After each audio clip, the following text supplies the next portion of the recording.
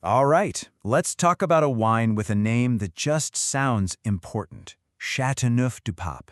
It's one of those names that, even if you don't know much about wine, you've probably heard it. It just echoes with history and power, a true legend from France's Rhône Valley with an incredible story.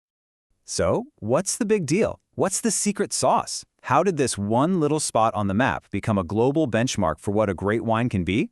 Well, that's what we're here to find out. Let's uncork the story behind the legend. Now, you might think the story starts in a field of grapes, right? But you'd be wrong. To really understand this wine, our first stop is actually a wild chapter in 14th century European history. Believe it or not, the story of Châteauneuf-du-Pape is completely wrapped up in the history of the papacy itself. So picture this. The Catholic Church packs its bags and moves its entire headquarters from Rome to Avignon in France. The popes, especially this one guy, Pope John the 22nd, they basically became the ultimate wine influencers of their day. They built themselves a summer palace, a new castle, and the wines from the vineyards they planted around it became super famous. And that's literally where the name comes from, New Castle of the Pope.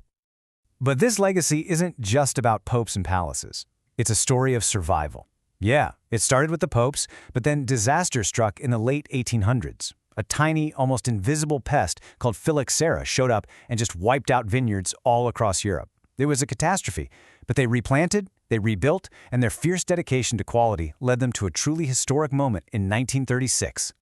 And this is huge. Châteauneuf-du-Pape didn't just get an AOC designation, they helped invent the whole system. They were one of the very first. They sat down and wrote the rulebook, setting super strict standards for everything. Where the grapes could be grown, which ones you could use, how you made the wine. This became the model for quality wine laws for all of France, a total game changer. Okay, so history? Check. But that's only half the story. To really get this wine, you have to get your hands dirty, so to speak.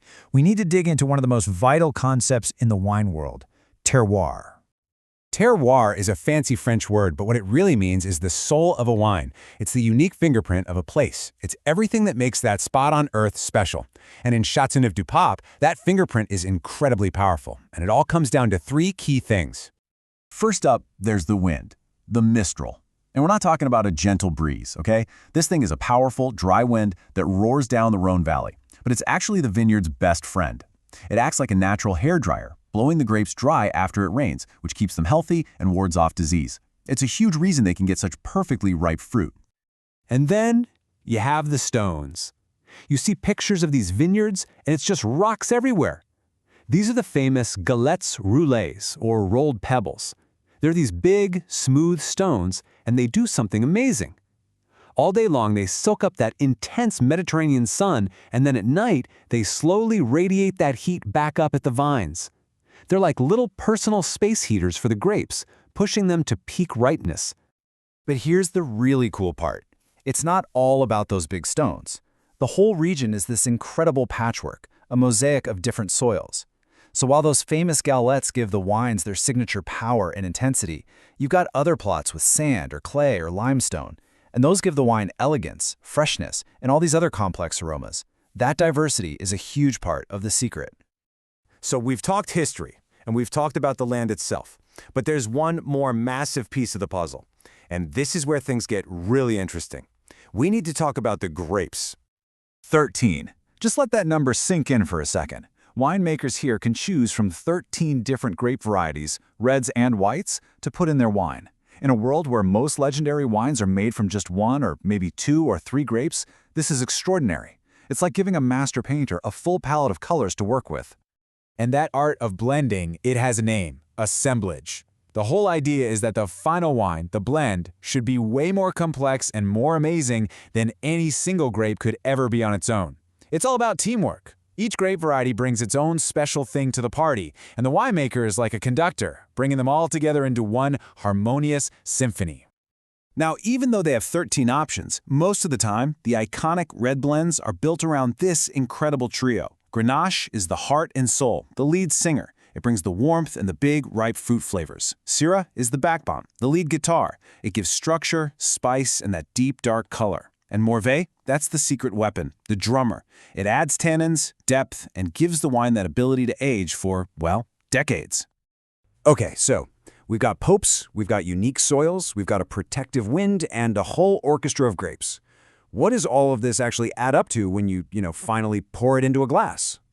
What you get is basically the south of France captured in a bottle. It's usually a powerful, full-bodied red, bursting with flavors of dark cherries, plums, and then something else. It's the smell of the wild herbs that grow on the hillsides there, what they call garrigue.